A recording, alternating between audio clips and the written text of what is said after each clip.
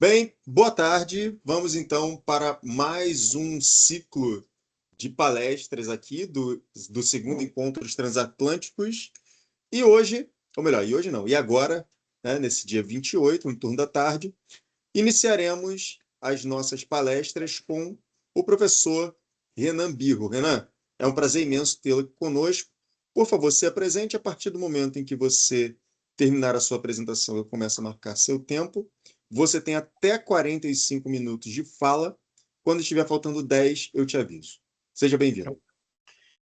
Primeiramente, boa tarde a todos, todas e todes. É um imenso prazer participar desse evento, né? Eu agradeço profundamente a organização do evento, na pessoa do professor Luiz Felipe, pelo convite, né, e pela confiança no trabalho. Eu sou professor da Universidade de Pernambuco, no campus Mata Norte, em Nazaré da Mata, né, a capital do maracatu rural de Pernambuco. E atuo também, além da licenciatura em História, né, eu também atuo na licenciatura EAD em História da Universidade, na licenciatura EAD em Ciência da Computação, no programa de pós-graduação em Ensino de História da Universidade de Pernambuco e no programa de pós-graduação em História da Universidade Federal de Pernambuco, né? Sou colaborador na instituição vizinha.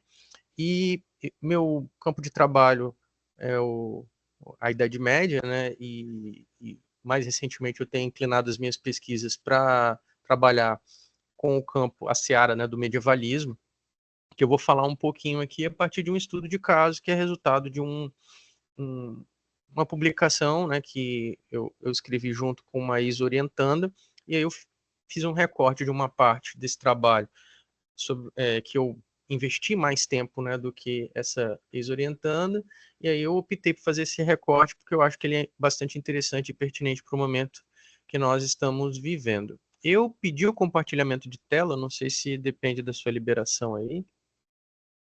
Aí se puder compartilhar. Já tá compartilhado. Ah, perfeito. Eu não sabia. Então, o título do trabalho é A Cruzada Nacional de Francisco Franco, Ensino de História, Medievalismo e Nacionalismo nos primeiros anos do regime franquista.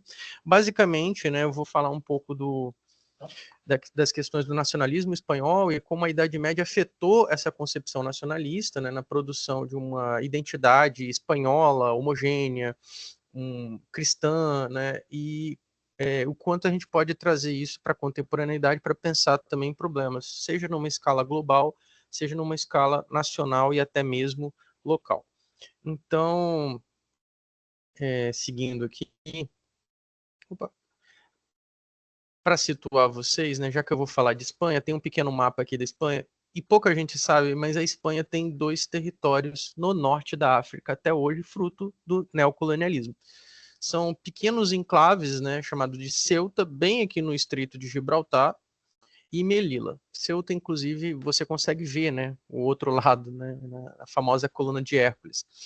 E é interessante, né, esses enclaves, porque ao mesmo tempo em que eles foram fruto do processo neocolonial do século XIX, início do século XX, para essa experiência espanhola, hoje acabam causando uma série de problemas na Europa, em particular na Espanha, ao ponto que se eu mostrasse essa foto para alguém, a pessoa pensaria que era o muro que divide os Estados Unidos com o México, e não Melilla, que é esse enclave territorial, que é uma espécie de cidade, né, espanhola no norte da África, e o território marroquino, né? Então, é interessante a gente parar para perceber, né, como no momento que foi interessante para a Espanha, houve esse movimento, né, de tentar incorporar esse território, essa população e as suas riquezas, e agora, em virtude das questões migratórias, já não é mais tão interessante assim, apesar das imensas pressões populares, né?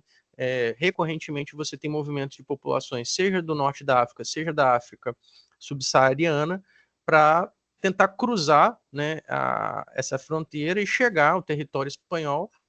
E volta e meia, vocês podem procurar nos noticiários, né? Você tem cenas como essa, em que a polícia está derrubando e muitas pessoas morrem, muitas pessoas tentam fazer a travessia por Melilla, Ceuta ou embarcações improvisadas na bacia do Mediterrâneo.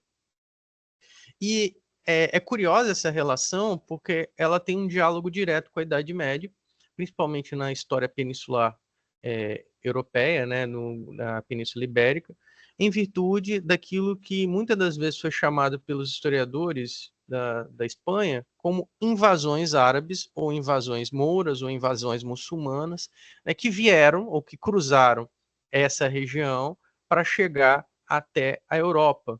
Então, é claro que isso vai passar por uma série de processos de interpretação, né, de interpretações históricas e ressignificações históricas ao longo do tempo, e muitas das vezes derivadas do movimento contrário, de quando os reinos, né, das populações que já habitavam esses territórios na Península Ibérica se reorganizam e começam a fazer um movimento para tentar retomar, ou, como ficou conhecido historiograficamente, reconquistar, né, ou a reconquista, reconquistar esses territórios. Então, muitas das vezes a gente vai perceber uma espécie de ideário de cruzada que não é algo exclusivo desse período ou desse cenário, que a gente vai tratar aqui explicitamente, mas também de outros momentos e de outras conexões nacionalistas, identitárias, conservadoras e que tentam, de alguma forma, enveredar para a seara do cristianismo, ou usufruir do cristianismo de uma maneira legitimadora, né, dessa interpretação do passado.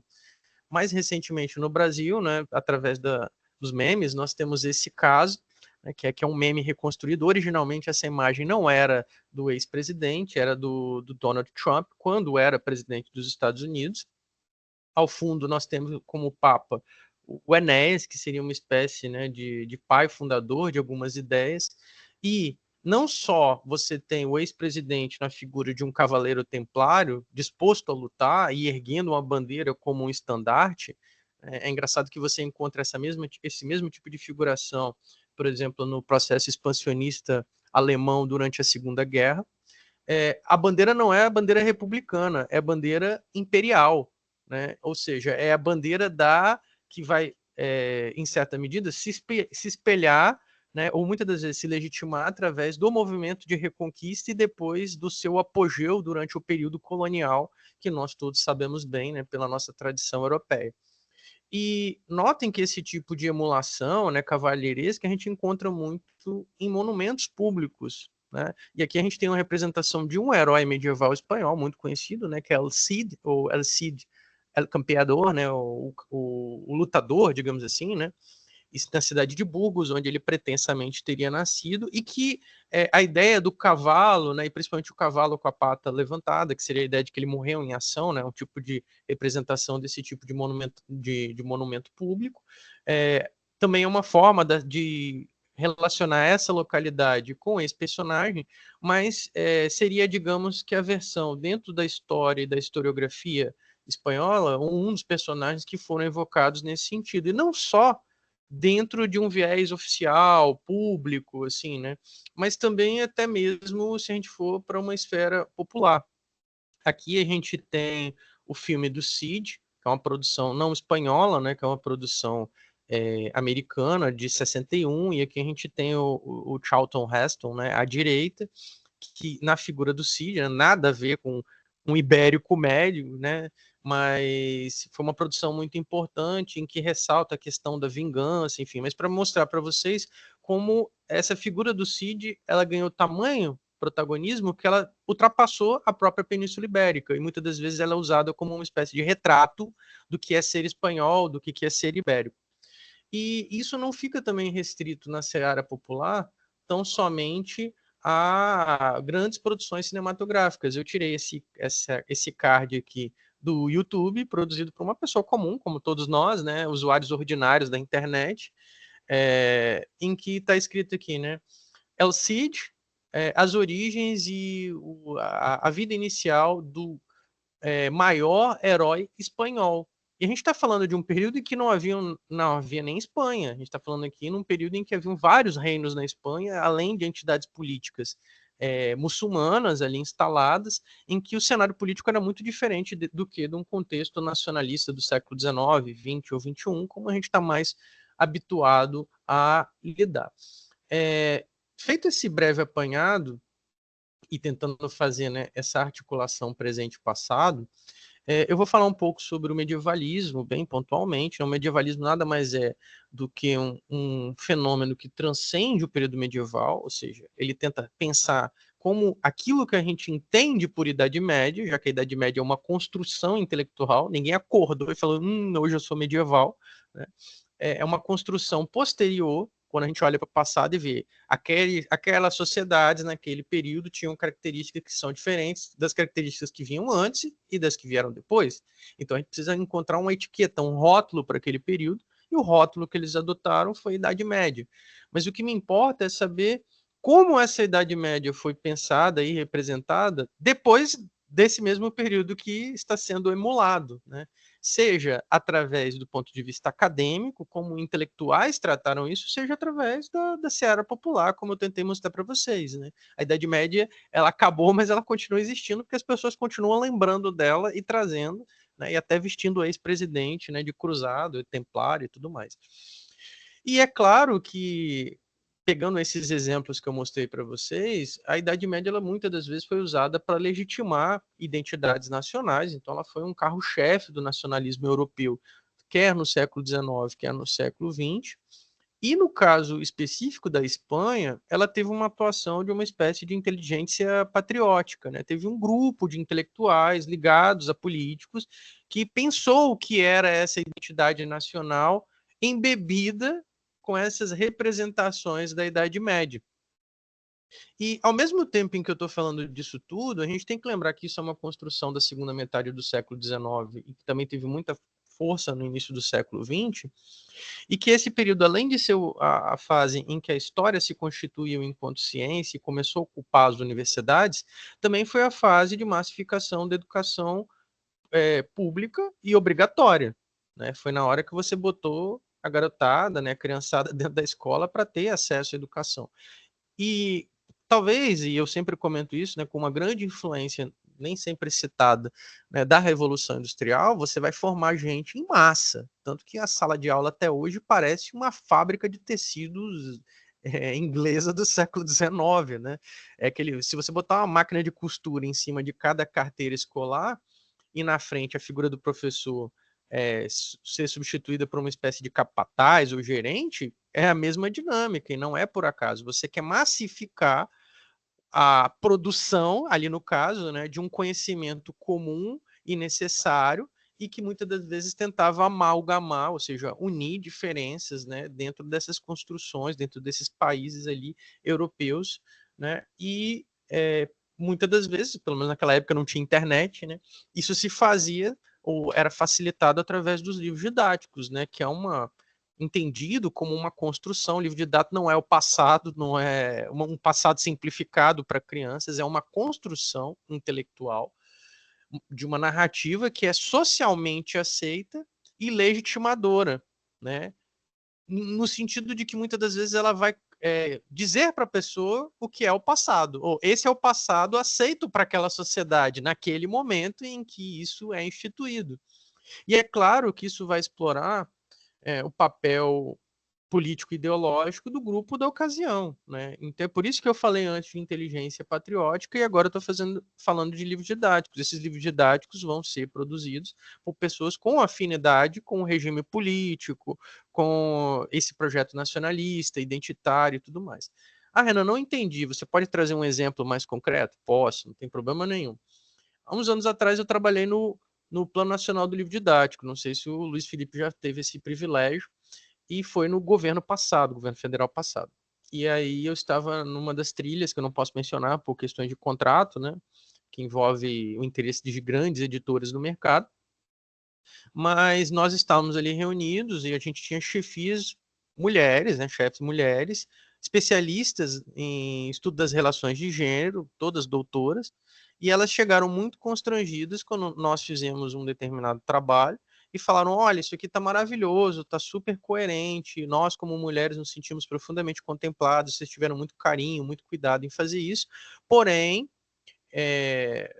como o ministro, eu não vou citar o nome, né, para não ter problemas depois judiciais, é o fulano, ele colocou uma pessoa aqui dentro né, dessa gestão do PNLD, do Ministério da Educação, que age como uma espécie de censor. Então a palavra gênero não pode aparecer, vocês se virem, nós estamos profundamente constrangidos com esse comentário, mas vocês se virem e tirem gênero daí. A gente teve que rebolar um monte para poder fazer isso. É exatamente a mesma coisa, porque esse Plano Nacional do Livro Didático é o que vai determinar os livros que vão ser usados na maior parte da população. E a gente tem que lembrar que o Plano Nacional do Livro Didático movimenta algo como 85% do mercado editorial brasileiro, né? E uma quantidade de recursos públicos imensa. Então, essa conexão, né, entre identidade nacional, nacionalismo, ensino de história e livros didáticos tem que ser lida e compreendida com muita atenção e não é algo desatualizado mesmo no nosso recorte temporal. Avançando mais um pouco, para eu não desrespeitar o tempo, e tentando pensar um pouco no cenário espanhol e essa ideia de construção da nação, pela proximidade no mapa que eu apresentei para vocês, e as relações que historicamente ocorrem ali, né? O Luiz Felipe é especialista em história antiga e pode falar tudo que for necessário sobre esse período que eu conheço muito menos, né? Mas desde a antiguidade, essa relação entre África do Norte e Europa, através, né, do que veio a se convencionar como Estreito de Gibraltar ou Coluna de Hércules, sempre foi muito intensa. A África não esteve separada da Europa como a Europa tenta promover hoje. E muito menos essas ideias, né, de pureza racial. O europeu é tudo branquinho, do olho claro, né? São invenções ou invencionices contemporâneas, né, e que tentam, de certa forma, deslegitimar presenças antigas ou essas interações e essa relação intercontinental que é atestada não só pela documentação textual, mas também pela documentação, pelas evidências arqueológicas, né?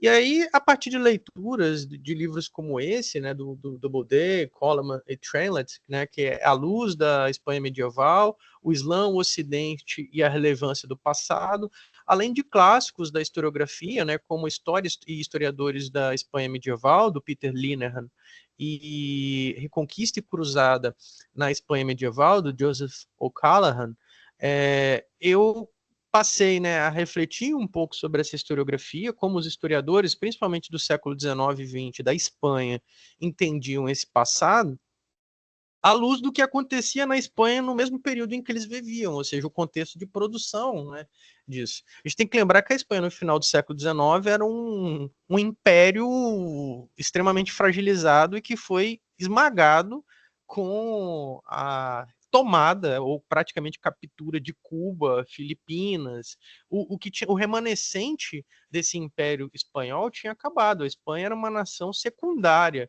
sendo que no início da era moderna ela estava no protagonismo, foi a mais rica e foi uma agente super importante, né? Já chegou a ter a maior armada do período. Então, esses historiadores, eles começaram a refletir sobre esse passado e tentar construir uma ideia do seguinte: na Idade Média começou a Espanha, é ali que nasce a pátria, é ali que a gente unifica o país, e por isso que no período colonial, a partir dessa homogeneização, a partir da expulsão desses elementos estranhos, muçulmanos, esses peles escuras, né, que basicamente é o que quer dizer mouro, assim, né, numa interpretação, ainda que não literal, mas na prática, a gente expulsou esses infiéis daqui. Então, o espanhol, ele é cristão, e foi isso que desencadeou depois a glória do Império Espanhol. Não haveria Império Espanhol se não fosse esse movimento de heróis como El Cid, né? E depois disso, conforme, né, a gente foi enfraquecido por ideais iluministas, ateístas, separatismos regionais, aí o império esfacelou. Então, a única forma da gente voltar à glória é retomar esses elementos. Sem isso, a gente não vai conseguir retornar e retomar esse protagonismo. E, em certa medida, eles começaram a recobrar figuras como do próprio Cid, né? E o que eles fizeram como uma espécie de herói nacional do passado, sendo que não havia nação, eram vários reinos, como eu mencionei, e tudo mais. E que isso teria colocado a Espanha na vanguarda da Europa. E aí, quando a gente chega, né, da década de 30, que seria a Segunda República Espanhola, e avança para o período franquista ali no final do século, da década de 30 e sobretudo no início dos anos 40 do século passado, todo esse ideário é tão impactante que Francisco Franco recebe um outro apelido, além de generalíssimo. Ele é chamado de O Reconquistador. E aí vocês vão entender no final da minha fala o quanto isso é importante e como se conecta aos elementos que eu falei, que eu apresentei de Melilla e Ceuta e do norte da África, né?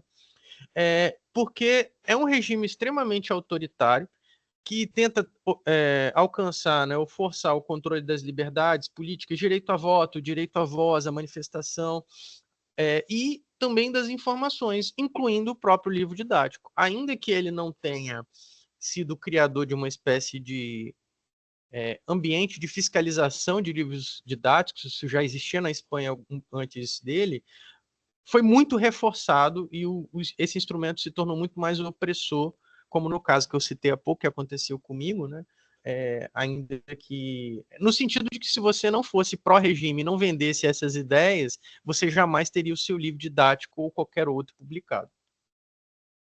Então, só eu me pautei, né, num estudo feito pelo Valls Montes, desculpe, na região de Valência, na Espanha, né, que ele comparou a quantidade de livros didáticos que eram usados nessa região no período da Segunda República e no regime franquista. Só para vocês terem ideia, no período da Segunda República, ou seja, antes do regime franquista, os dois livros de história mais usados nas salas de aula da educação básica correspondiam a apenas 14% da preferência de 50 centros educacionais. Eles eram laicos e também religiosos. Ou seja, não havia um protagonismo. O professor e a escola definiam: eu quero usar o livro tal, eu quero usar esse, eu quero usar aquele. E havia 18 livros disponíveis naquela época, né, para que que o governo reconhecia como livros que poderiam ser usados. Por outro lado, quando a gente tem 41 e 42, você passa a ter só 8 livros e um desses 8 corresponde a 64% dos livros que são usados ali. Então, se na Segunda República você tem uma maior diversidade de autores e perspectivas, e, consequentemente, você, em tese, tem uma abordagem mais crítica e plural da história espanhola, até algumas pessoas que tentam falar assim, não, a gente só expulsou os mouros que não se integraram, aqueles que se integraram puderam ficar, eles tinham algumas qualidades, mas eles percebiam que o espanhol era superior, então eles se viraram pessoas como nós, quase como se ele fosse, sei lá, um Pokémon, né, que evolui. No regime franquista é diferente, né? Você começa a ter um foco muito maior em autores nacionalistas, católicos, que têm uma perspectiva de não favorecer as diferenças regionais, que ainda são muito presentes na Espanha até hoje, e conservadores notórios, assim, de valores éticos e morais, né? E a narrativa se torna muito mais homogênea, ou seja, você passa a não dar ensejo a perspectivas separacionistas, como a que acontece até hoje no País Basco e na Catalunha, ainda que tenha perdido força ao longo das décadas. Todo mundo é espanhol, não tem isso aí, é conversa fiada, basicamente é isso. E passa tudo, naturalmente, tudo muito mais controlado pelo regime para ser mais direcionado. Avançando, se o aplicativo deixar, vamos, meu filho, aí. E aí eu vou focar aqui em duas obras. Na verdade, eu vou focar menos em uma e vou focar mais na segunda, né?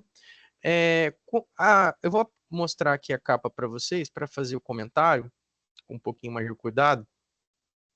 A primeira delas é essa daqui, ainda do período da Segunda República Espanhola. Ela foi escrita por um catalão chamado Don Juan Bosch Cussí, né, que se chama História da Espanha, foi publicado em 1933, a imagem não é por acaso, é o brasão da Segunda República, que mostra, apesar do leão estar atrapalhando, né, esse leão que está um pouco à frente, saltado, mostra o brasão da Espanha, que você encontra ainda hoje na maior parte da iconografia oficial espanhola, e é o brasão que mostra os 4 reinos quartelados e unificados, né? Aquela torrezinha, o leão, o que parece ser uma espécie de portão, né? E aquele cruzamento ali entre amarelo e vermelho, seriam esses reinos da Espanha unificados, né? E em cima você tem essa fortaleza e esse leão.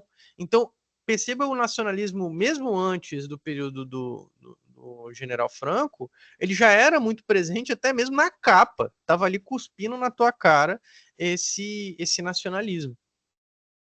Quando a gente vai ver o conteúdo, a coisa fica ainda mais evidente, né? Porque cerca de 30% do livro é sobre o período medieval. É o maior percentual se a gente pega aquela tradicional divisão quadripartite, antiga, medieval, moderna e contemporânea.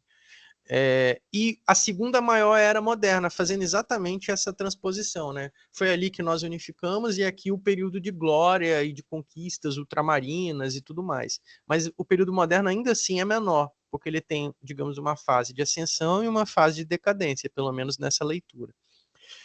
Ao mesmo tempo, também é a parte do livro que tem mais recursos gráficos, mais imagens, mais mapas. Então não é só o tamanho, também onde o autor, desculpa, né, e a equipe editorial investiu mais trabalho.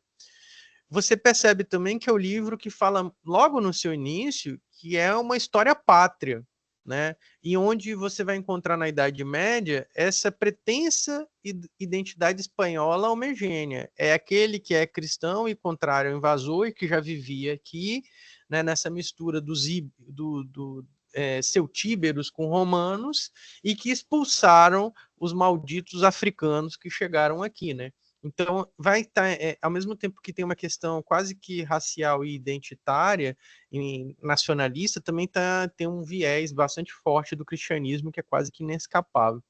E o Mouro, ele é apresentado como invasor, principalmente o berbere do norte da África, que é diferente do árabe. Né? O berbere são populações ali originárias do norte da África até hoje, e o árabe seria aquele oriundo da Península Arábica, mas o berbere é tratado como invasor, como agressor, como menos civilizado, e por isso incorporado ou expulso pelos espanhóis superiores ou incorporado aos espanhóis superiores.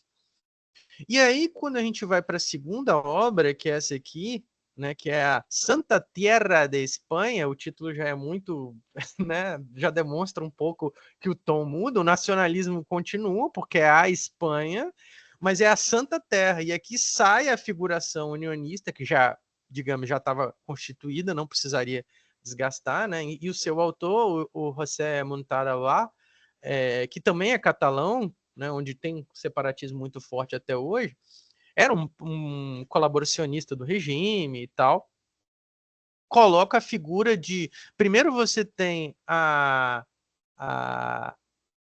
uma das padroeiras da Espanha, que é a Nossa Senhora da África, a Virgem Morena, abençoando o que parece ser uma espécie de um frade franciscano, ali ajoelhado, segurando aquele cajado do peregrino, né? Então aqui, com um anjo segurando a estátua de Nossa Senhora da África, um negócio impressionante.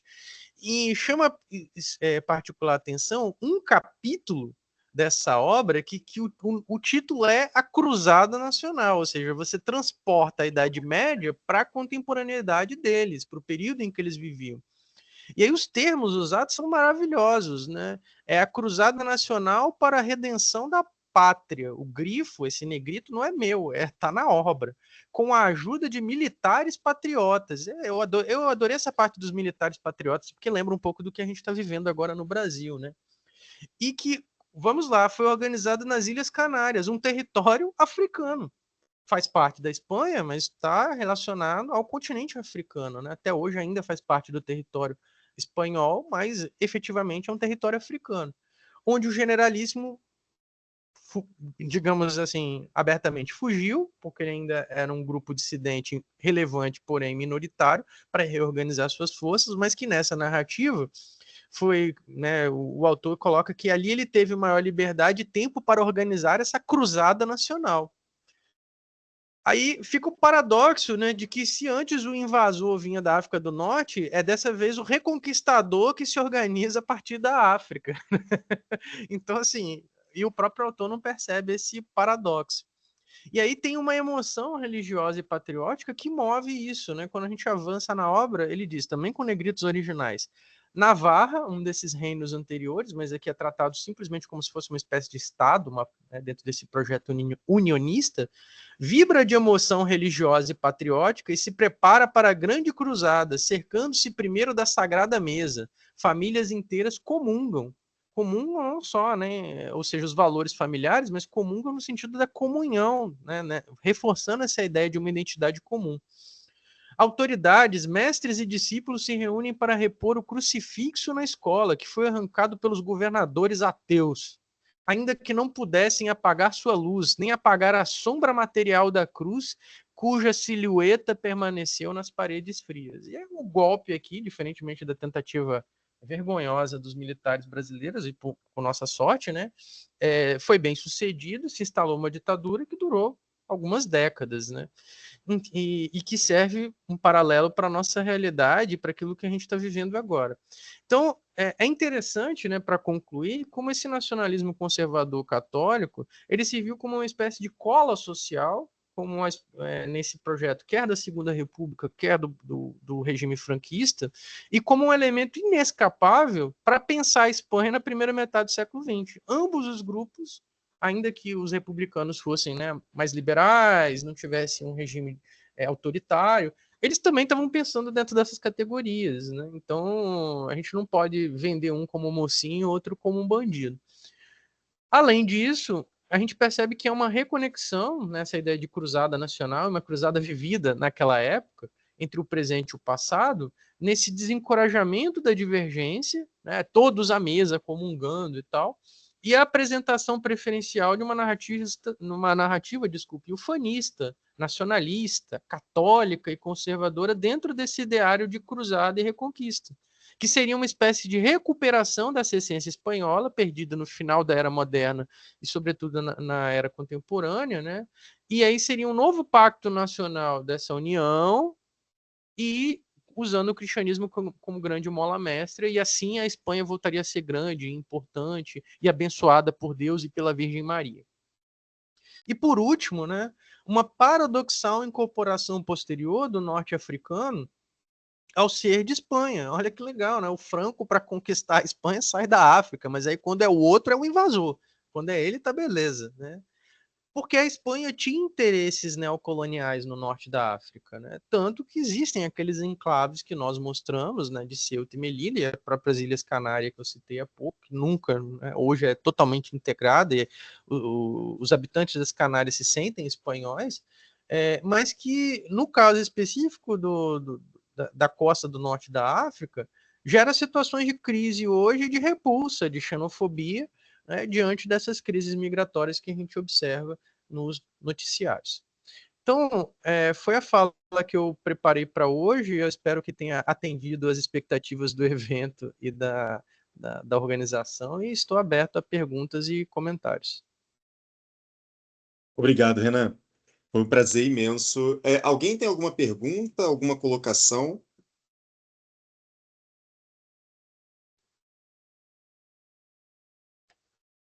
Hein?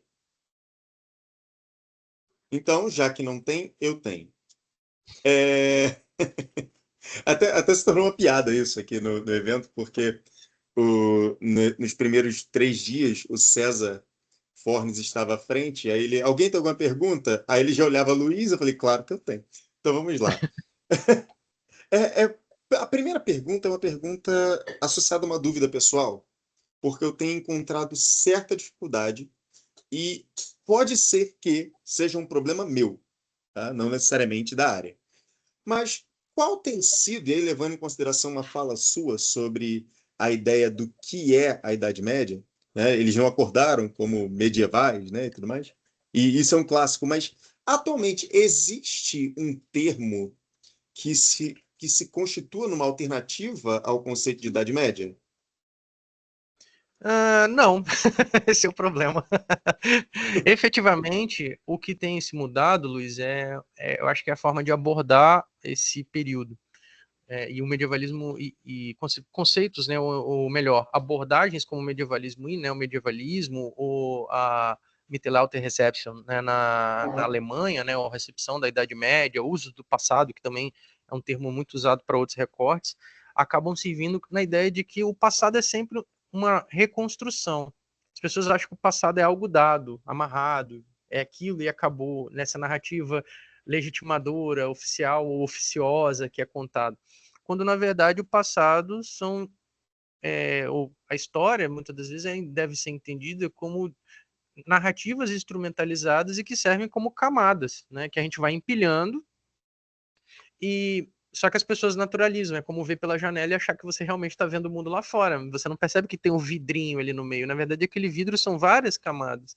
Então, estudos como esse são tentativas de remover essa camada, ou algumas camadas, a gente nunca vai conseguir saber todas as camadas interpretativas ali, é humanamente impossível, mas é um esforço para fazer isso de uma maneira um pouco mais crítica e tentar desnaturalizar leituras do passado. Então, a própria desconstrução da ideia de Idade Média faz parte disso, né? E que o Christian Malve tem uma frase impactante, ele fala que não existiu Idade Média, e de fato ele está certo. A Idade Média foi criada depois dela, né? Então, a Idade Média não existia, não existe enquanto algo em si. É algo que é instrumentalizado, moldado, adaptado de acordo com as conveniências de quem faz ou escreve sobre esse passado. Não, de fato, essa abordagem não é muito distante daquilo que a gente faz para toda e qualquer temporalidade. Mas em função, até mesmo, né, eu tenho lido bastante coisas sobre história global e outras coisas mais, sobre uma pegada decolonial para se entender as relações históricas. Volta e meia aparece alguém dando uma sugestão. E o máximo que eu encontrei, por exemplo, que não é uma novidade, foi a questão da antiguidade tardia, ela se torna um problema, né? Porque até quando vai ser tardio e outras coisas mais, né? E acaba que é muito mais um jogo político do que efetivamente, né, um compromisso efetivo para garantir que as pessoas entendam da maneira mais adequada, porque não existe o mais adequado. A verdade é essa. Mas, não, obrigado. Alguém tem mais alguma questão? Senão eu vou ficar aqui falando e eu falo muito. Alguém? Eu tenho uma pergunta. Por favor. Então, primeiro, parabenizar o Renan pela exposição, né? Assim, é sempre bom ouvir história, porque a gente fica mais sabido, fica mais atenta à vida, aos processos como eles ocorrem e menos manipulável. Mas, assim, ainda no tocante à questão da Idade Média, você poderia dizer, assim, se tem algum elemento histórico no sentido de que das contribuições desse momento da Idade Média, se tem alguma contribuição política, social, para a gente entender o presente? Obrigado, Sandra, pela pergunta. Normalmente essa pergunta, eu até agradeço que ela é muito boa, porque a gente só pensa na Idade Média para associar a desgraça, né? A Idade Média é a peste eterna, é o caos do feudalismo, gente se matando, cortando cabeça. Game of Thrones, né? Quando não é o Game of Thrones, é a peste, né? Ou o frio, né? Então, Ou é Monty muito bom. Python, né? Ou Monty Python, exatamente. Então, o que a gente precisa fazer, eu aprendi isso muito precocemente na minha formação, quando eu passei a ouvir com mais atenção as falas do professor Marcelo Cândido da Silva, que é professor da Universidade de São Paulo, que a gente não pode pintar nenhum passado nem como uma era dourada, nem como uma era das trevas. A Idade Média é só mais uma dessas, né? Você vai ter em todos os momentos do tempo avanços e retrocessos, né? A gente não só avança, não é essa ideia positivista, vamos para o progresso, né? Que a gente percebe que no nosso próprio país está na bandeira, mas não dá certo, então a gente já percebe que é uma ideia fracassada. Então, as próprias realizações humanas, o avanço, né, da humanidade no tempo, são marcados por avanços e retrocessos. E aí, consequentemente, a Idade Média tem uma série de contribuições, né? Eu gosto de apresentar as contribuições não europeias do período. Então, a título de exemplo, né, você vai ter, por exemplo, o que viria a ser chamado por europeus no século XIX como Rota da Seda, não foi uma criação do Marco Polo, ou, né, de mercadores venezianos.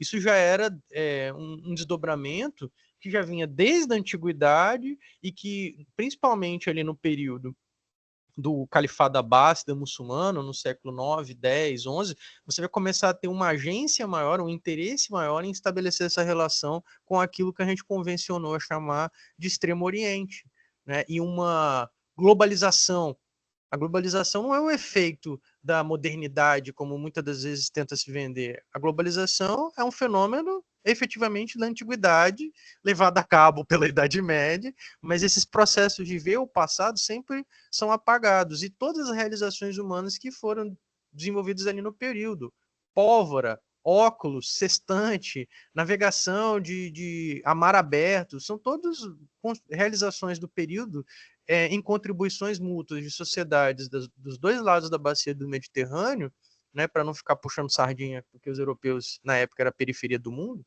né? Toda a ideia de pensar a Europa com protagonismo nesse período como eu falei, é uma camadinha que a gente naturaliza e não está observando, né, nessas camadas interpretativas.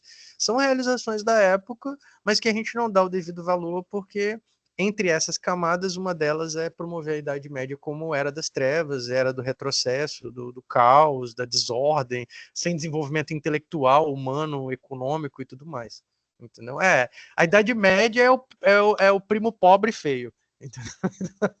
Você não lembra, você só convida por obrigação. Obrigada, Renan, muito bom Por nada. te ouvir. Obrigado pela participação, Sandra. Sandra é professora da Federal de Alagoas, nossa companheira aqui. E, não, você falando, eu me recordo que eu consegui também, em certa medida, perceber isso muito cedo na minha formação, embora eu tenha demorado para adotar isso na minha escrita acadêmica, até por uma questão de conveniência, né? Vou falar de Esparta, e vamos falar em Esparta brincando de espartinhas. Né? E aí, o que acontece? Quando a gente para e pega a documentação literária, isso que você falou é muito interessante, né? Porque a Hélade, digamos assim, ela se torna o centro do mundo para os helenos. Acabou. E o mais surpreendente é pensar que eles conseguiram, nas greco-pérsicas, afastar os persas. E é muito mais propenso que os persas trazerem coisas para Hélade do que o inverso. E, e isso não é restrito à antiguidade, né? E aí ver você falando isso é muito legal, sobretudo quando a gente pensa, por exemplo, a questão das trocas culturais, né? Você falou do Califado Abássida, mas e todos os outros que estão ali, né? Isso é sensacional, né? E obrigado.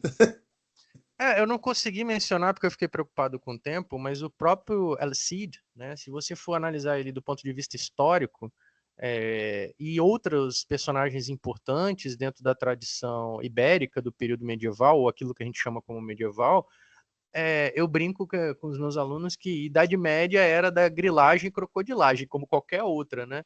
Por quê? O El Cid era nada menos, nada mais do que um mercenário. Ora ele lutava pelo cristão, ora ele lutava pelo muçulmano. Ele não estava preocupado se ele ia lutar pelo cristão ou não.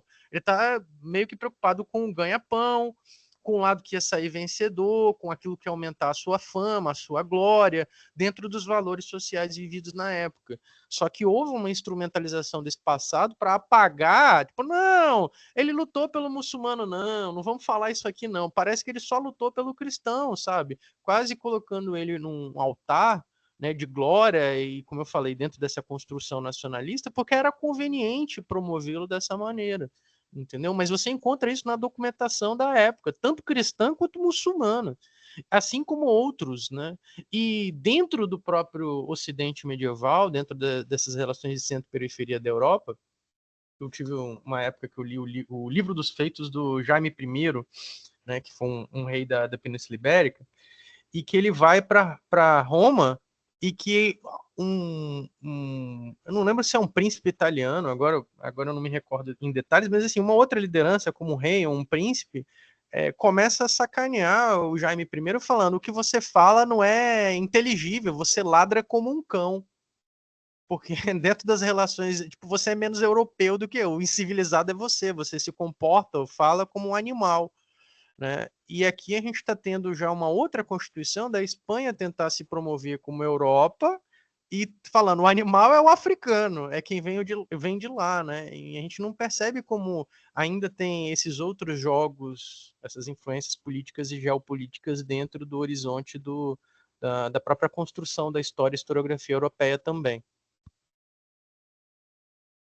Só para a gente poder né? Só mais uma palhinha que você falando me veio à mente.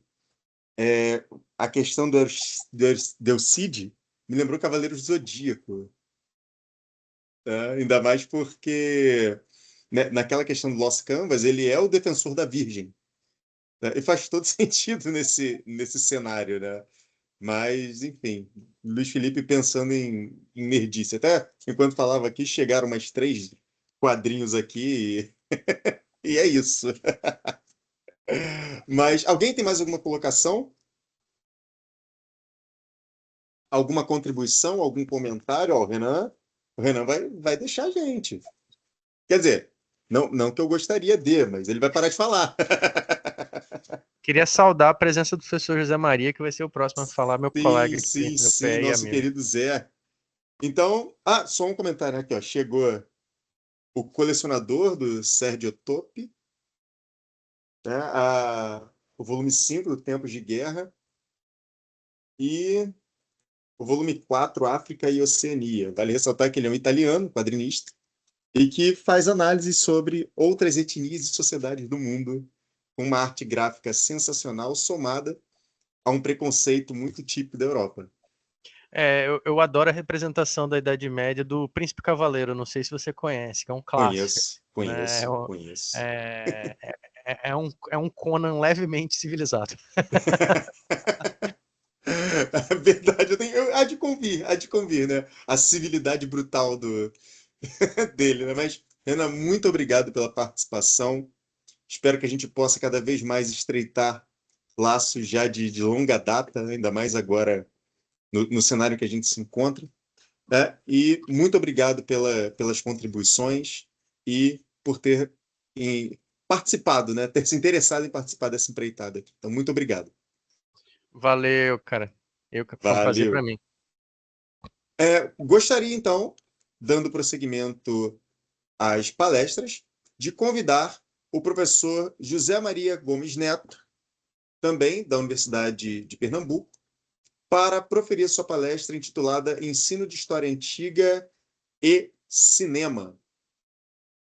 Obrigado, Miriam. Obrigado pelo comentário.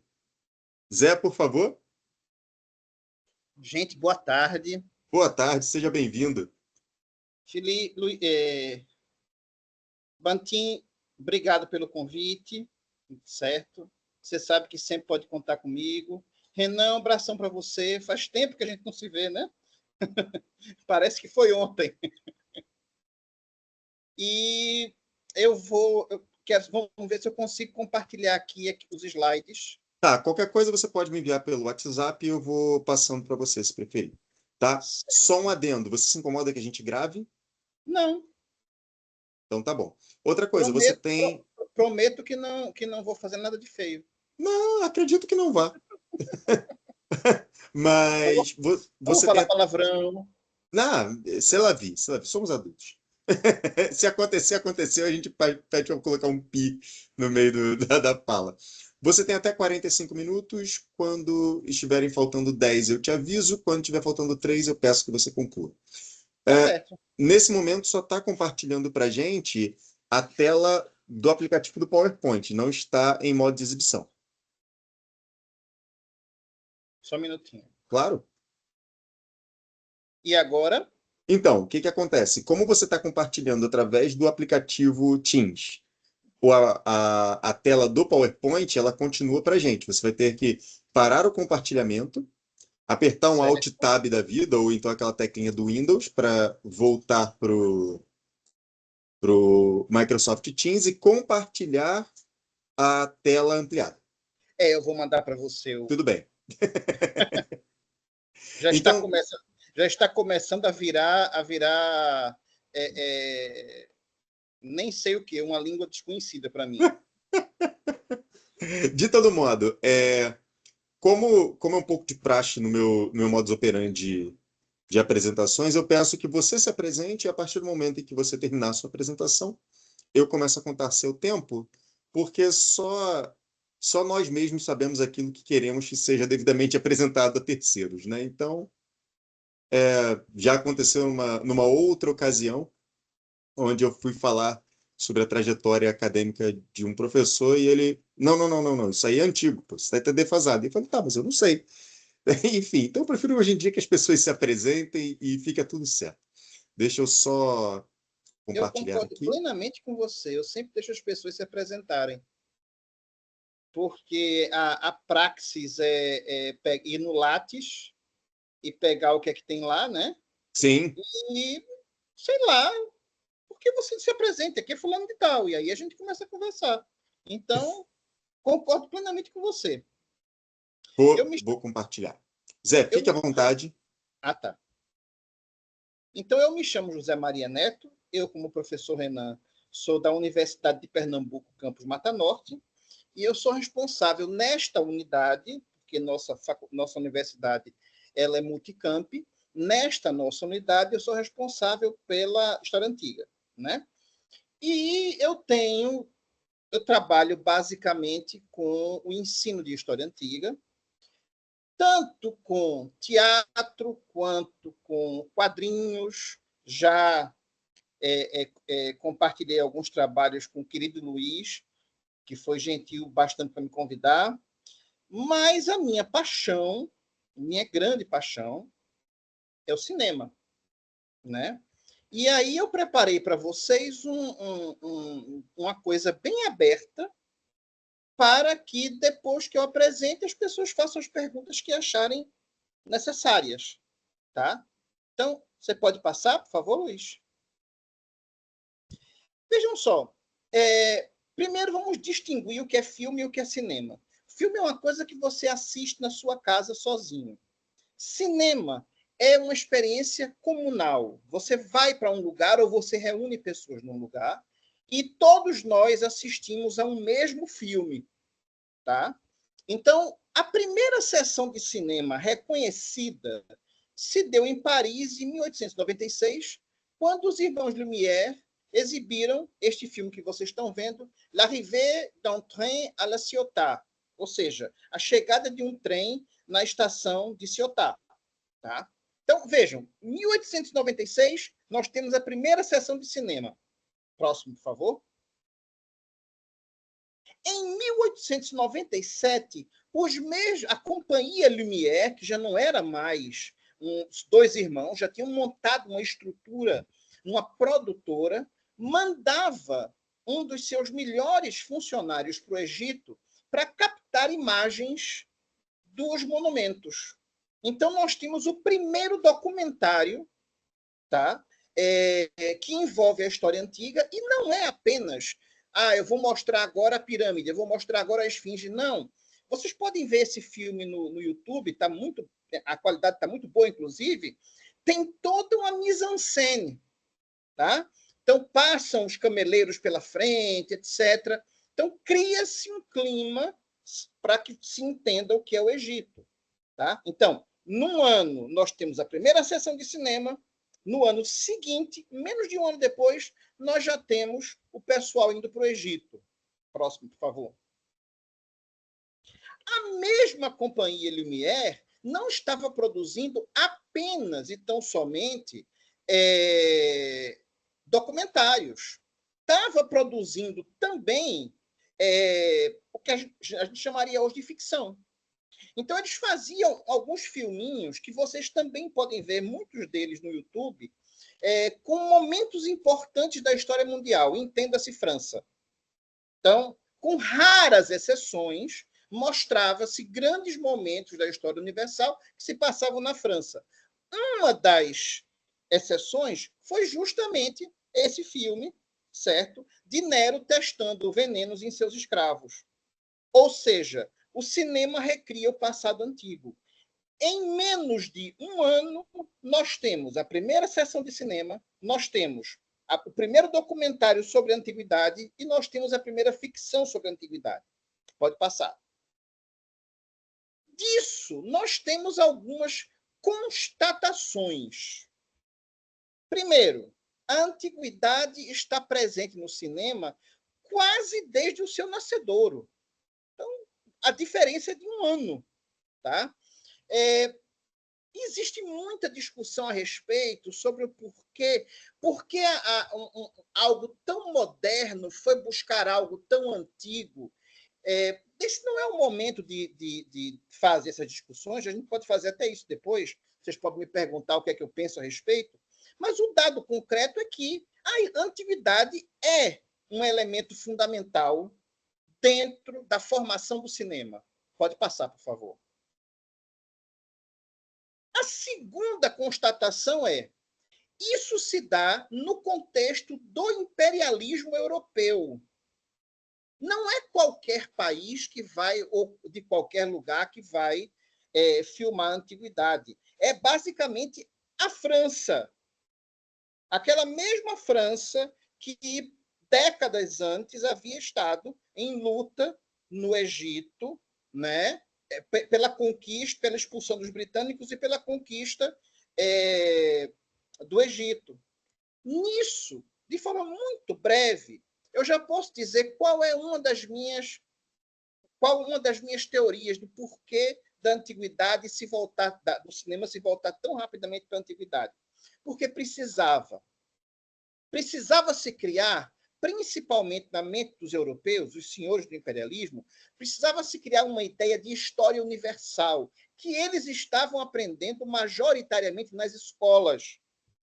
Você pega o modelo de história europeu, era pautado nas 4 idades, centrado na Europa, e começando num dado momento lá atrás e chegando no apogeu que era o então deles, né? A civilização industrial ocidental. Então, de certa maneira, o cinema complementava um papel que já era feito, tá certo, na escola. E eu defendo claramente que o cinema ele está num lugar, num meio termo entre usos do passado e formação de uma consciência histórica, né? Ele, pela sua expressividade, ele consegue produzir história sem ser historiografia. Algo que Hayden White vai chamar de historiofotia, ou seja, a produção de história com imagens. Pode seguir, por favor. A terceira constatação é: nós temos 130 anos de cinema da antiguidade, e aí a gente já teve de tudo. Pode seguir. Nós tivemos o que para nós é a cara da antiguidade no cinema, os grandes épicos. E aí, Gladiador 2 já está circulando nos cinemas e todo mundo está falando, e é isso mesmo. Mas, para mim, o filme épico mais importante da história do cinema chamou-se Quo Vadis. Porque em 1901, muito embora esteja perdido, já havia um Quo Vadis. Em 13, houve um Quo Vadis. Em 24, houve um Quo Vadis. Tudo isso aí na Europa. Em 51, o Quo Vadis mais famoso foi filmado em Hollywood, que é essa imagem que vocês estão vendo aí. Em 1985, eu estou incluindo aí, por uma safadeza minha, foi uma série que foi lançada aqui no Brasil em VHS como filme. Então, eu estou considerando como filme. Mas foi uma série. E em 2001, o único desses, além do Perdido, que eu não assisti ainda, a Polônia fez um Quo Vadis. E o Quo Vadis era originalmente baseado num texto, numa ficção polonesa, na formação do cristianismo. Então, o grande épico parece ser a única expressão da antiguidade no cinema. Mas não é. A gente tem de tudo. Pode passar. A gente tem militância gay. Na década de 70, quando estavam se rompendo os limites que eram colocados, aliás, já estavam rompidos desde os anos 60, quando os limites eram rompidos para que limitavam a representação de certos temas no cinema, nos Estados Unidos, na Inglaterra, e quando havia um movimento de afirmação não só homossexual, mas da arte homossexual, o diretor britânico Derek Jarman fez uma obra chamada Sebastiane, toda falada em latim, e segundo o professor de latim que trabalhava lá na minha universidade, muito bem falado, que apresentava a história de São Sebastião, tá? Dentro de um contexto absolutamente homoerótico. Então, é antiguidade e é militância gay. Pode passar. Nós temos propaganda fascista. O governo italiano sempre bancou filmes que mostrassem certos assuntos. Por exemplo, a expansão romana na África. Renan estava falando agora da expansão espanhola na África. Pois o governo italiano sempre bancou. E o governo de Mussolini bancou um belíssimo filme chamado Cipião, o Africano, em 1937. Ele colocou soldados do exército italiano para servir de extras. Então, quando se botam lá as legiões romanas e os exércitos cartagineses, são centenas de homens, são dezenas de elefantes. E isso era para encantar as vistas de quem assistisse o cinema, de quem fosse ao cinema assistir o filme. Mas, pode passar, por favor, numa virada surpreendente, essa propaganda fascista na Índia tornou-se propaganda anticolonial. O filme original foi lançado em 1937, chegou na Índia, o diretor Modi ficou encantado por aquilo, né? Queria fazer um grande filme que contasse um grande momento da história da Índia e que falasse também aquele momento de repressão britânica, tá? E de repressão à expressão livre da arte indiana. Então, ele fez um filme sobre a invasão de Alexandre à Índia. Só que ele tinha gente, né? Sempre tem muita gente na Índia, ele tinha recursos para cenários, mas ele não tinha como reunir centenas de pessoas e dezenas de elefantes. O que foi que ele fez? Ele pegou, de alguma forma que eu não descobri como, ele pegou uma cópia do filme italiano e cortou no dele. Então, o que no filme italiano eram os elefantes cartagineses atacando as legiões romanas, se tornou no filme indiano os elefantes dos reis indianos atacando as tropas macedônicas. E está tudo certo. E, assim, a primeira vez que eu vi isso, eu digo, não, eu não posso estar vendo isso. Né? E foi difícil eu reconhecer que eu estava vendo o que eu estava vendo. Mas Sikandar é o nome do filme. Sikandar é Alexandre em indiano, em hindi, né? Então, é uma prova de que você faz um filme de um jeito e ele pode seguir para um caminho completamente diferente do que você havia pensado. Por favor.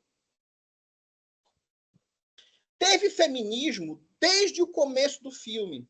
Vocês estão vendo aí um frame de um filme chamado La Vie du Christ, né? Que foi dirigido por uma mulher chamada Alice Guy, uma das primeiras pessoas, homem ou mulher, a pensar o cinema. Então, você botava lá antes dela, dizia assim, olha, Nero vai experimentar veneno em escravo. Ah, tá, bota lá 3 ou 4 pessoas, toma veneno, morre, cai. Não, ela fazia roteiros, ela produzia, ela filmava. Nesse filme, ele tem 14 minutos, é muito interessante porque ela, de alguma forma, tinha consciência da sua condição feminina no cinema. Há uma discussão grande também, porque ela é uma pioneira, mas, por outro lado, tinha lá as suas próprias contradições. Ela fez um filme em que, a parte de Jesus, os personagens principais são mulheres. Entre eles, Verônica, que é uma personagem não bíblica, que quando o Cristo tomba, ela vai, enxuga o sangue no rosto dele, né? E aí o rosto teria ficado impresso nesse pano, né?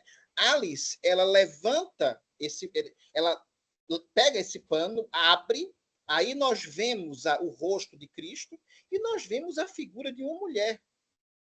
Tá? Então, também teve feminismo desde muito cedo no cinema. Nós temos decolonialidade. A gente falou, por exemplo, do Sikandar, que é um filme indiano sobre Alexandre. Vocês estão vendo aí um framezinho, né? Essa primeira figura que está deitada seria Alexandre o Grande, tá, na sua tumba em Alexandria. E a figura que está atrás dele é um diretor egípcio chamado Youssef Chahine. Ele era um alexandrino, mistura de árabe com grego, e ele queria, e as histórias dele eram contadas em Alexandria. E por que não fazer um filme em que Alexandre estivesse presente? Nesse filme, Alexandria Again and Forever, ele, em meio a uma grande greve que efetivamente houve nos anos 80, a greve dos roteiristas, exatamente contra a censura governamental sobre suas obras, ele, no meio dessa greve, ele vai pensando esse filme e, quando a greve acaba, ele filma. Então, ora nós estamos no presente lidando com esses problemas, ora ele está indo para o passado e pensando como seria Alexandre. Alexandre é uma figura insensada, Alexandre masca chiclete, faz bolas, né? E, no final das contas, ele, que é um alexandrino, ele descobre a tumba de Alexandre. Ou seja, Alexandre o Grande, Alexandria, o mundo helenístico, não pertencem aos gregos ou aos ocidentais, pertence ao alexandrino, como ele é. Tá certo? Então, esse é um filme difícil de ser encontrado, mas ele marca claramente uma mudança de perspectiva quando a gente fala em antiguidade. Pode passar. Pornochanchada. A pornochanchada, para os que não se lembram, né, não tem idade para isso, foi um subgênero fílmico brasileiro de finais dos anos 70, surgido da repressão. Quer dizer, os militares acabaram com o cinema, destruíram, perseguiram, expulsaram gente, tá? Então, podiam fazer o quê? O que é que ia se fazer? Você tinha atores, tinha maquinário. Vamos fazer filme que supõe sexo. A chanchada era um modelo surgido nos anos 50 de filmes de carnaval e tal coisa que tinha caído em desuso. Eles fazem pornochanchadas. Então, sempre tem mulher com o peito de fora, certo? Não podia mostrar pelos pubianos, os homens estavam sempre sem camisa. E um desses filmes se chama exatamente O Segredo da Múmia, que tem um roteiro parecido com o que já se fazia no começo do século XX e o que vai se fazer no final do século XX. Por quê? Porque neste filme, como antes e como depois, uma múmia, um figurão egípcio, foi mumificado, morreu apaixonado e está em busca da paixão da vida dele. Né? E aí, esse, por exemplo, é o mote de A Múmia, que a maioria de vocês deve ter assistido, e é o mote, por exemplo, da Maldição da Múmia, que é um filme norte-americano de 1908, se não me engano. Ou seja, esse filme está absolutamente inserido no contexto da linhagem da múmia, do texto, do tema múmia no cinema, certo? Não é porque é uma pornochanchada que não vai estar. Pode passar. Isso tudo é para dizer o seguinte: quando alguém disser que a antiguidade não dialoga com o presente, vocês podem dizer claramente que isso é uma mentira, certo? Ah, não serve para nada. Não. Qualquer temporalidade histórica, seja o tempo presente, sejam os hominídeos, os pré-hominídeos, por exemplo, qualquer temporalidade histórica, ela não serve para nada no sentido de que você não vai construir uma bicicleta, você não vai fazer uma cadeira, mas ela serve para que você pense. Tá? Ela serve para isso. Então, pouco importa a temporalidade e o lugar, o que importa é que você pense a respeito. E a antiguidade é um lugar para se pensar a respeito do mundo. Pode passar. Muita gente cita uma frase de Marc Ferrot que diz o seguinte: o filme fala mais do tempo que o produziu do que do tempo que retrata. Isso foi dito nos anos 70, teve um peso, mas para mim já está absolutamente ultrapassado. Pode passar. A questão que eu me coloco agora é, primeiro, como um determinado presente entende o seu passado antigo? Por exemplo, todos falam que a descoberta da tumba de Tutancâmon foi um grande feito, tal e coisa. De fato, gerou vários filmes. Machu Picchu foi descoberta em 1913 e não gerou metade, um terço dos filmes que Tutancâmon teria gerado. Como o presente entende o seu passado antigo? O Machu Picchu estava fora. Tá? Então, não interessa. Pode passar. Como um determinado presente elege um passado antigo como seu? Por que Tutancâmon pertence, por exemplo, aos Estados Unidos e Machu Picchu não? Por que Tutancâmon nos pertence e Machu Picchu não? Tá? Pode passar. Qual o papel da arte cinematográfica na construção de uma consciência histórica? Essa pergunta, ela subjaz as duas outras. Por quê? Porque, em larga medida, nós construímos nossa consciência histórica a partir daquilo que nós vemos. Tá? Isso pode acontecer com o cinema, isso pode acontecer com o filme, isso pode acontecer na internet. Então, essas obras audiovisuais, elas nos ensinam a pensar o passado. E por isso que eu acho que o cinema em particular, que é o que eu trabalho, mas podia ser as séries também, elas estão no meio caminho entre o uso do passado e a construção, efetivamente, de um passado. Pode passar, por favor. Diante disso, eu vou colocar para vocês alguns pontos fundamentais que norteiam o meu trabalho e vou exemplificar esses pontos com alguns filmes. Tá? Pode passar. A primeira coisa que eu quero dizer é que, diferentemente de Luiz, eu não tenho uma formação em história antiga.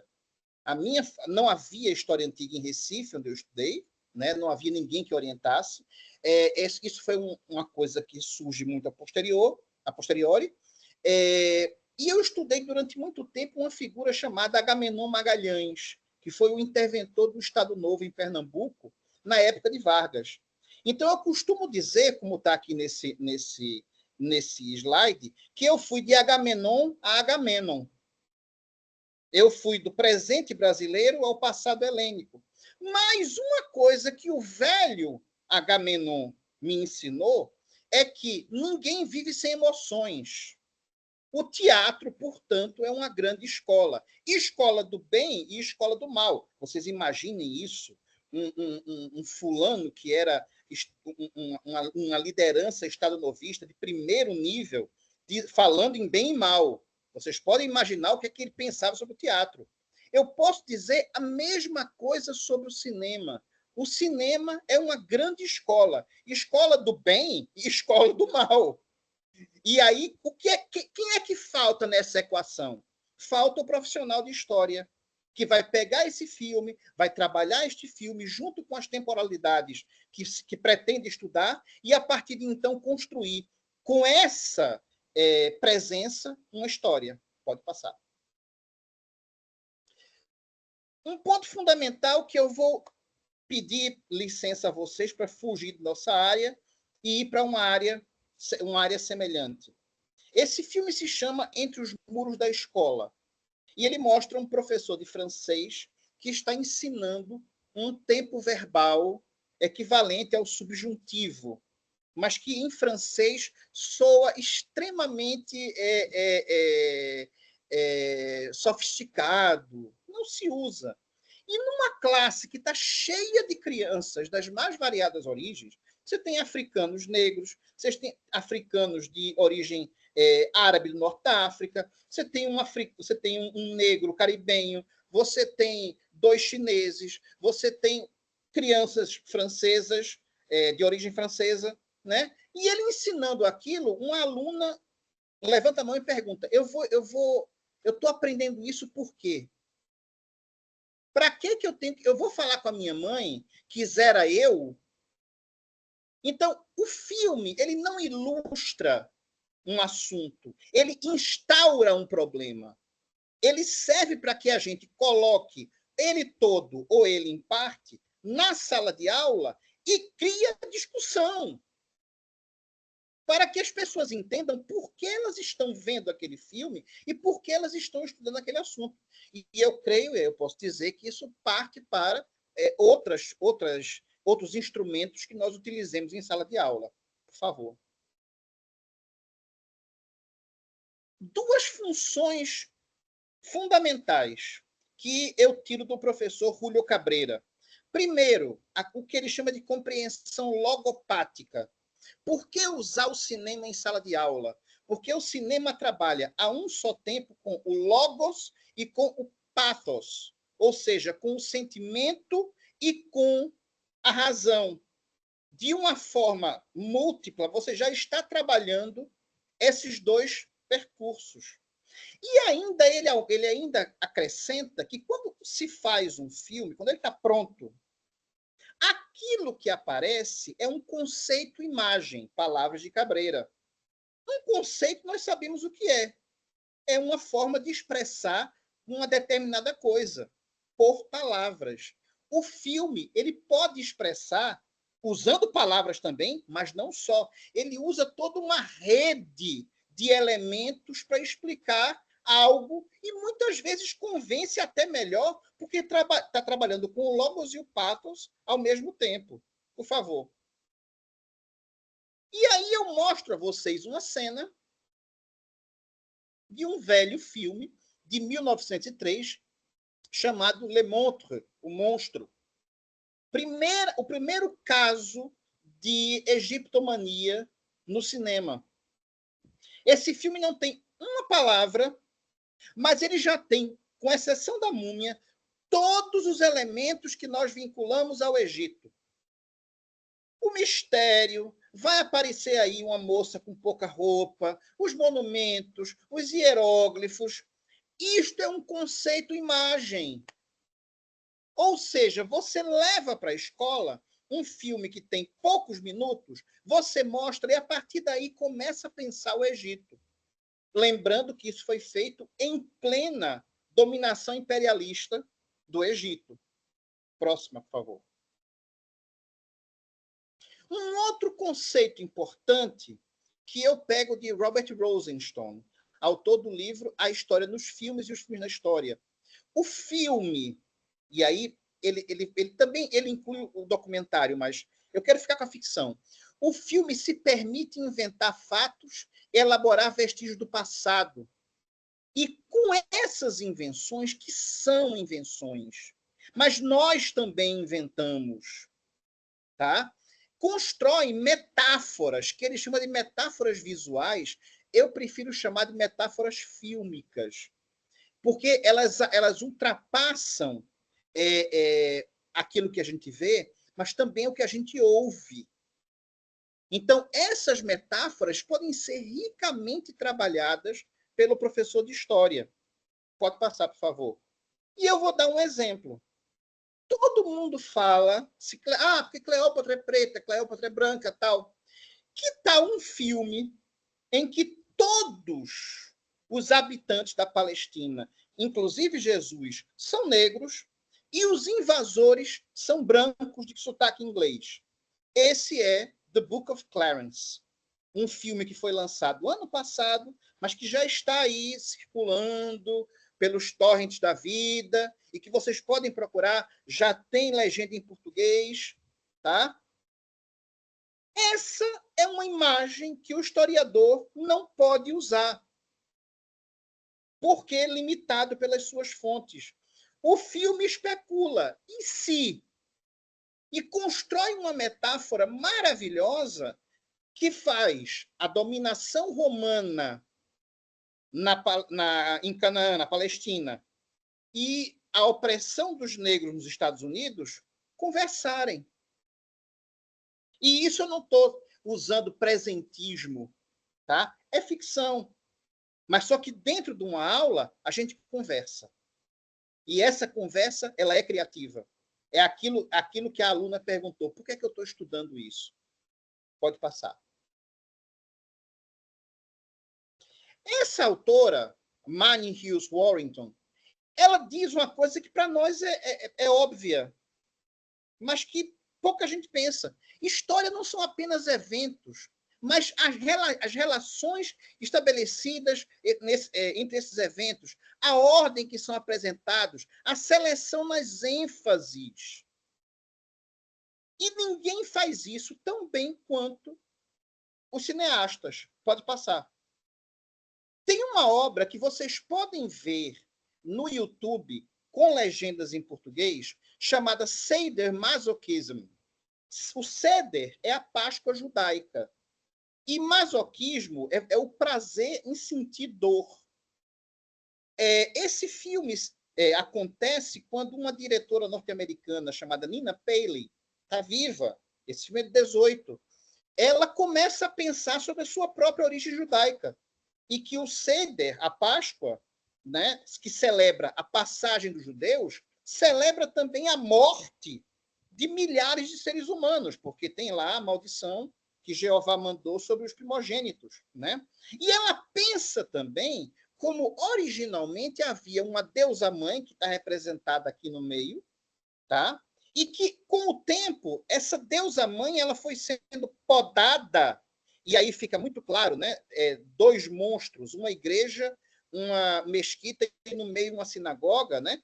E esses monstros vão avançar na deusa-mãe e vão destruir a deusa-mãe. Nesse filme, nessa reflexão que Nina faz sobre a sua própria condição de judia e do Seder pascal, ela faz na verdade, ela reconstrói uma história da humanidade inteira e de como a violência masculina, ou seja, machista, ela massacrou a mulher e as mulheres como um todo e levou inclusive ao massacre dos inocentes. Então é um momento tranquilamente de discussão em sala de aula. Pode passar. Eu não trabalho com muita coisa da obra dessa autora, chamada Mariana Quinn Nuabasili, porque ela não trabalha com história antiga. Mas ela colocou uma coisa tão óbvia, mas tão óbvia, que eu preciso colocá-la entre as minhas referências. Se apenas uma década separa a Conferência de Berlim da primeira sessão com o cinematógrafo promovida pelos irmãos Lumière na colonialista França de 1895, e aí ela misturou as datas, seria equivocado dizer que o cinema é uma arte industrial cunhada e influenciada por esse contexto? Em boa parte é. Se nós temos cinema decolonial, cinema feminista, cinema gay, cinema negro e assim por diante, nós temos também muito cinema que é colonialista. E eu vou dar um exemplo claro agora do que eu estou dizendo. Pode passar. Quando o filme Napoleão chegou nos cinemas, vários colegas nossos, Luiz, pegaram em armas porque Napoleão bombardeou as pirâmides. Isso é um absurdo. Napoleão não bombardeou as pirâmides. Napoleão levou estudiosos para estudar o Egito. E aí eu me vi no dever, né, de ofício, de ir assistir Napoleão. E assim, aí a primeira vez que eu vi, tá essa cena que vocês estão vendo, e foi só isso que os nossos colegas viram. Eles não viram essas pessoas que estão embaixo. Por favor, passa. Olha só. Só gente de pele escura, fantasiada de árabe medieval, com cimitarras. Napoleão estava tendo a bondade do coração dele de bombardear as pirâmides para não massacrar essa gente. Essa gente que é incapaz de defender os próprios monumentos. E se eu pudesse passar a continuidade do filme, no momento seguinte aos 2 balaços, todos eles caem. Ou seja, é a Europa atacando o Egito. Se Napoleão levou ou não especialistas, pouco me importa nesse momento. Não conseguiram ver o peso dessa imagem. O Egito não tem condições de defender seus monumentos. Aí a gente volta para a primeira imagem que eu mostrei, melhor, para a segunda. Né? Quem é que filmou as pirâmides? Os franceses. Quem é que dominou as pirâmides? Os franceses. Tá? Próximo, por favor. E, finalmente, nessa discussão toda, né, ela é muito válida. E ninguém aborda tão bem quanto ela Shoat, uma israelense, né, que tem obras fundamentais, e ela escreve esse texto, desorientar Cleópatra, deixar Cleópatra desorientada, né? E ela fala como a etnicidade de Cleópatra se tornou um lugar metafórico das lutas raciais contemporâneas. Então, alguns dizem Cleópatra tem que ser negra, outros dizem Cleópatra não pode ser negra. E aí fica esta briga. Esta briga não tem a ver com Cleópatra. Hora nenhuma. Enquanto não se achar o túmulo de Cleópatra, se fizer uma análise DNA e se descobrir qual a etnicidade dela, tudo o que se tem são visões do presente para o passado, que é exatamente o que a história faz. A história e o cinema, em grande parte, são irmãos. Um sai por cada porta, mas são irmãos. Eles contam histórias. Tá? E aí, para fugir dessa guerra cultural, eu proponho o próximo slide.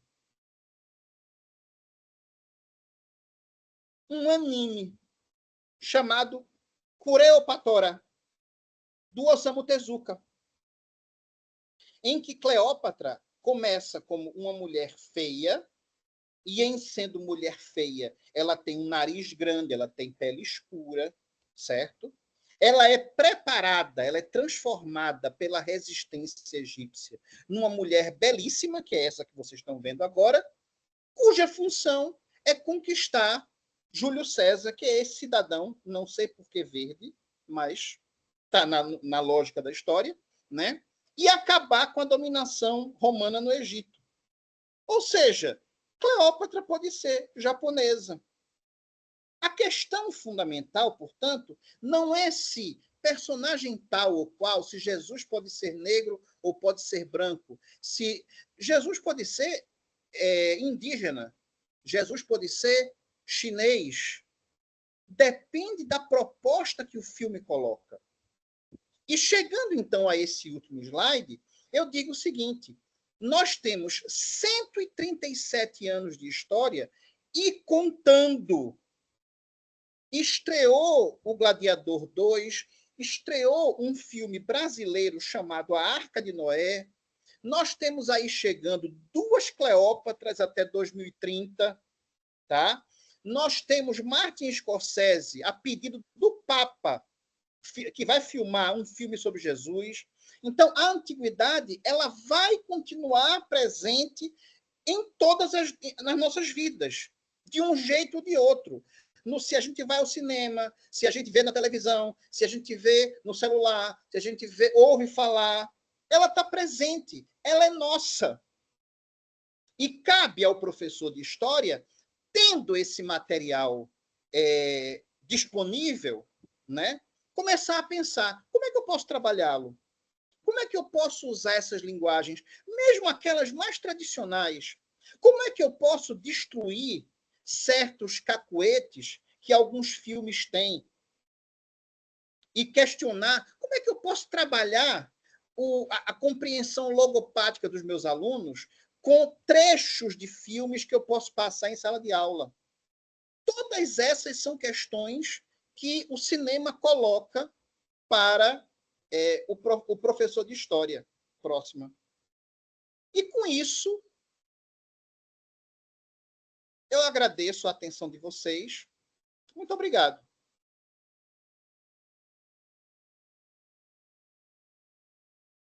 Obrigado, Zé.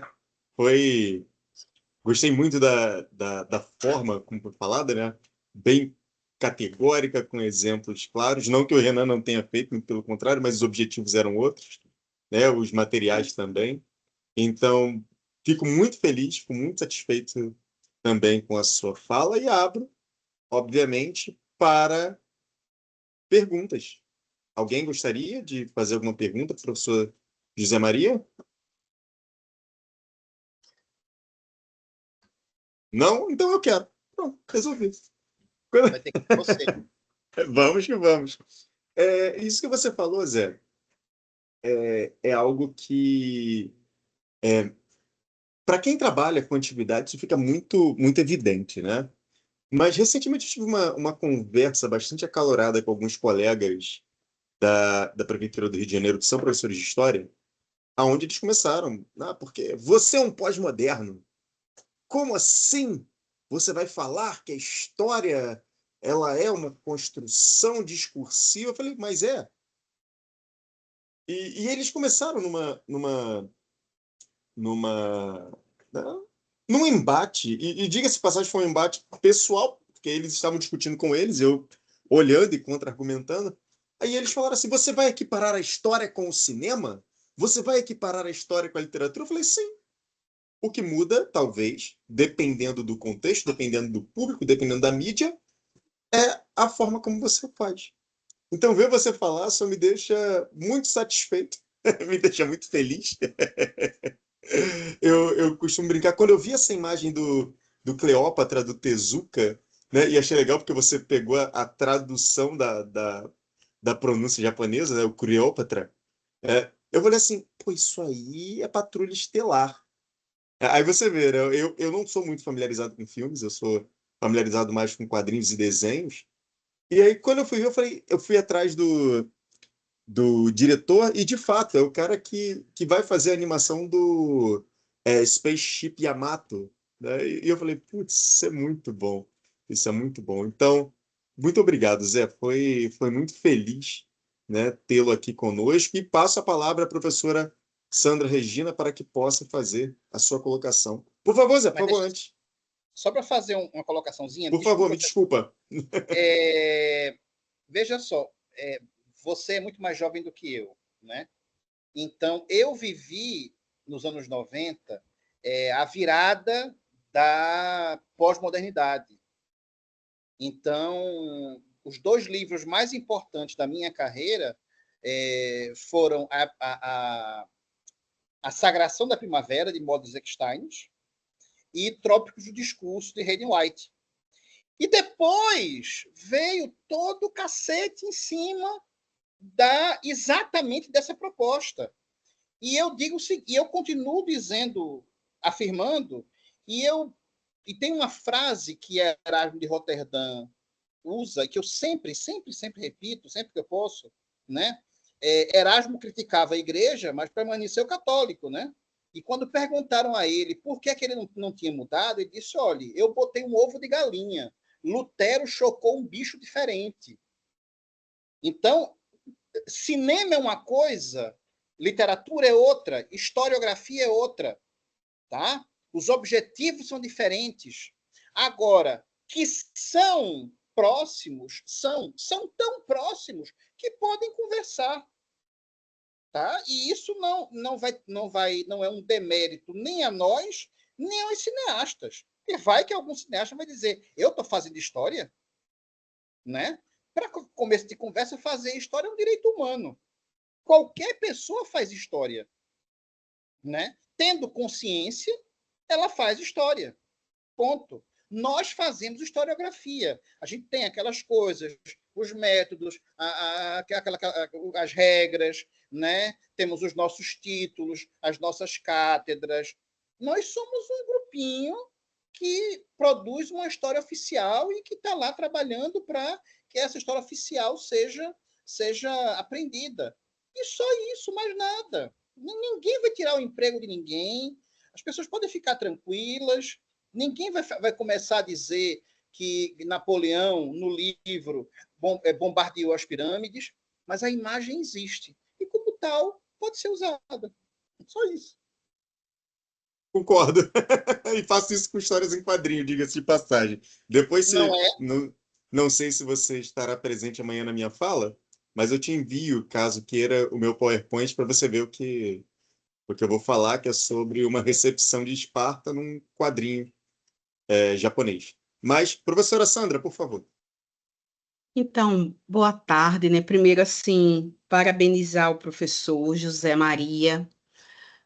Pela manhã, nós escutamos diversas palestras com os professores espanhóis, né? Nossos colegas espanhóis, que falavam exatamente da inteligência artificial e como ela pode ser uma ferramenta tecnológica que pode contribuir para os processos históricos, para a compreensão dos processos históricos, né? Então, de manhã se celebrou muito, se falou muito, né, na verdade, da inteligência artificial, com o ChatGPT. E à tarde, agora, contigo, eu quero celebrar a inteligência humana, porque a tua reflexão, da linguagem cinematográfica, faz nos brindar com a inteligência humana, que não adianta o aparato, não adianta a ferramenta sem termos objetivamente a submissão das tecnologias, das linguagens, seja ela do chat GPT ou da inteligência artificial que compõe o chat GPT, ou mesmo o cinema, sem ter essa mediação humana. Então, por isso eu quero já celebrar a tua fala, a inteligência humana.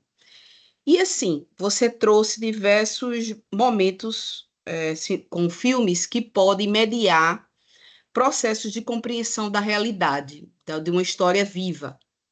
Então, a minha pergunta para ti seria ouvir você problematizar de que forma a linguagem cinematográfica que consolida a história, que forma a história, ela pode se constituir como elementos que podem contribuir para processos de opressão ou processos emancipatórios.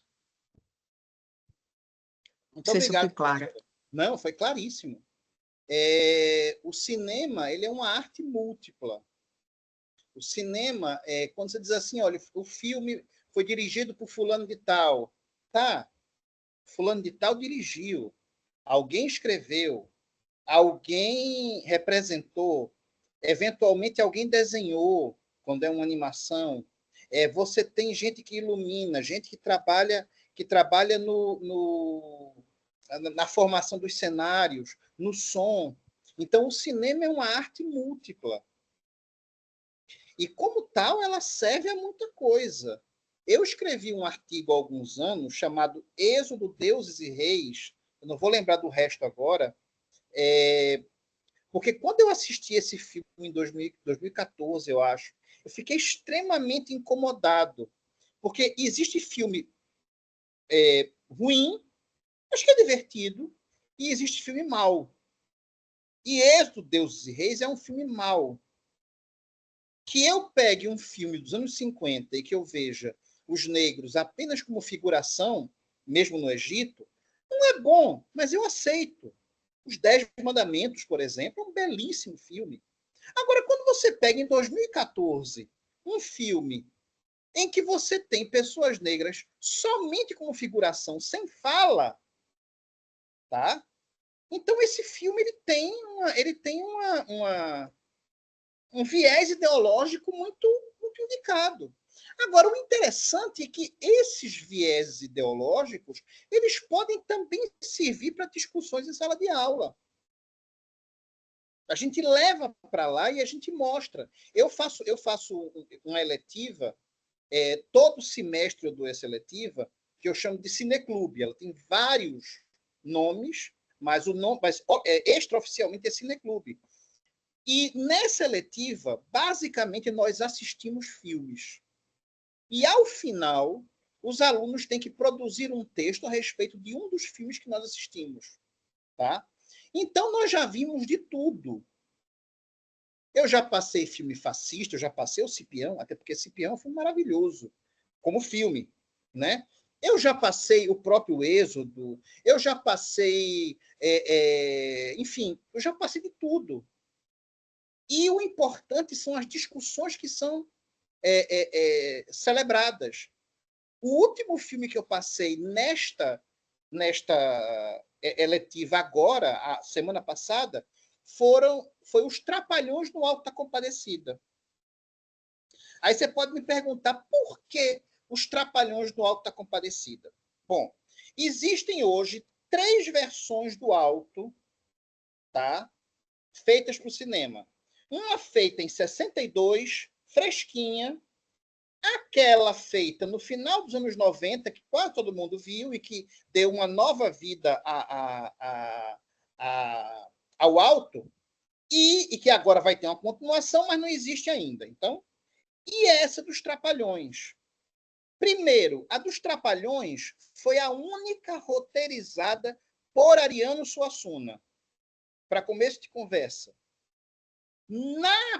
Nos Trapalhões, o diabo é o coronel.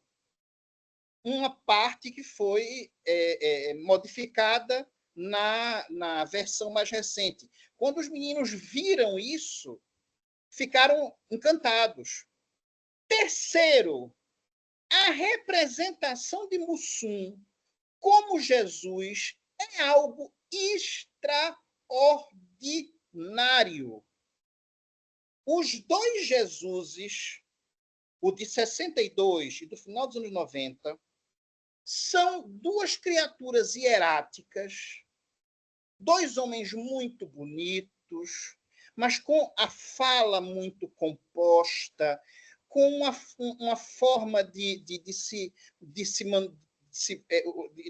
gestual muito, muito delicada, certo? São quase ícones. Mussum não. Mussum vem com uma coroa muito simples, uma capa vermelha muito simples, é gordo, vem montado num cavalo, né? Quando se fala em racismo, ele dá um esporro em João Grilo e no bispo, que é uma coisa que ninguém faz, o esporro que ele dá, o tempo da mentira acabou.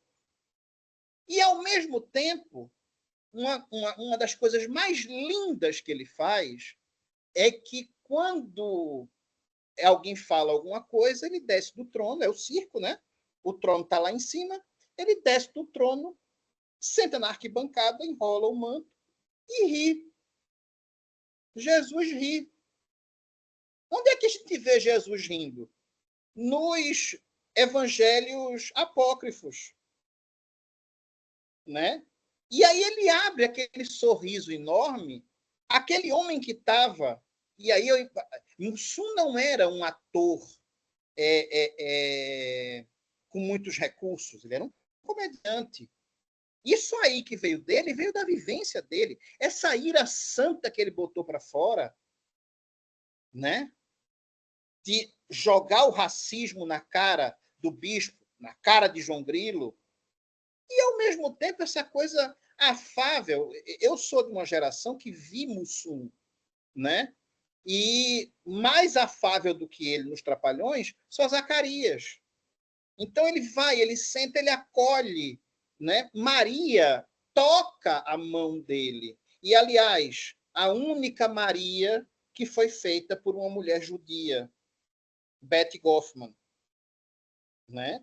Então, quando terminou a projeção, e aí vamos discutir, o Chicó de Selton Mello é infinitamente melhor. Concordo. E o Jesus? É o de Mussum. Né? Então, essas discussões, elas... E assim, detalhe, esse filme também está no YouTube. Tá? Esse filme não estava no programa. Quando eu mencionei, os meninos quiseram ver. Eu digo, tá, eu passo. Tudo bem.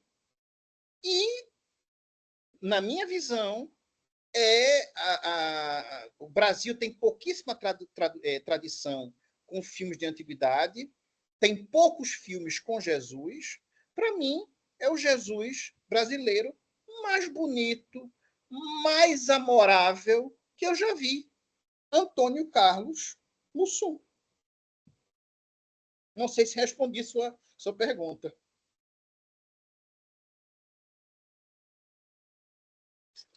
Sim, respondeu bastante, inclusive dando sugestões de como trabalhar em sala de aula. Gostei muito da proposta, da eletiva. Parabéns, professor, muito obrigada. Eu que lhe agradeço. Mais alguém? Alguma pergunta, algum comentário, alguma consideração para o professor José Maria?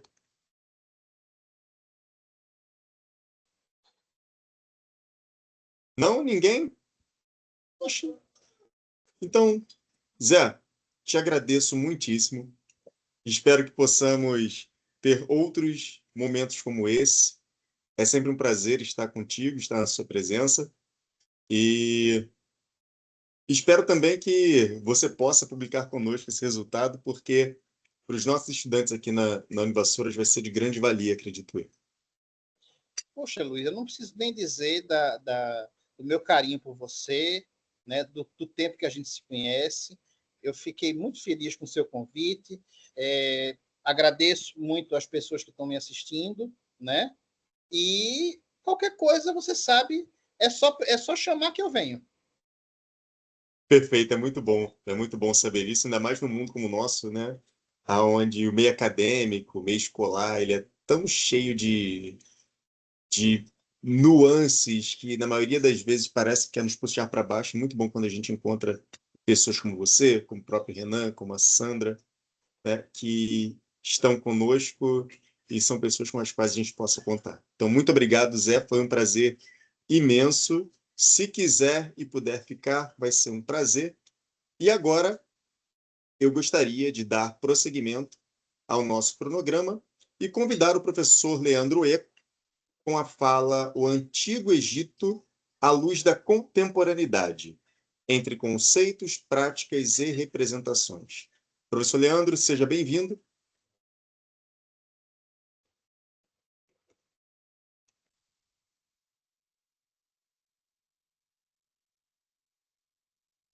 Não te ouço.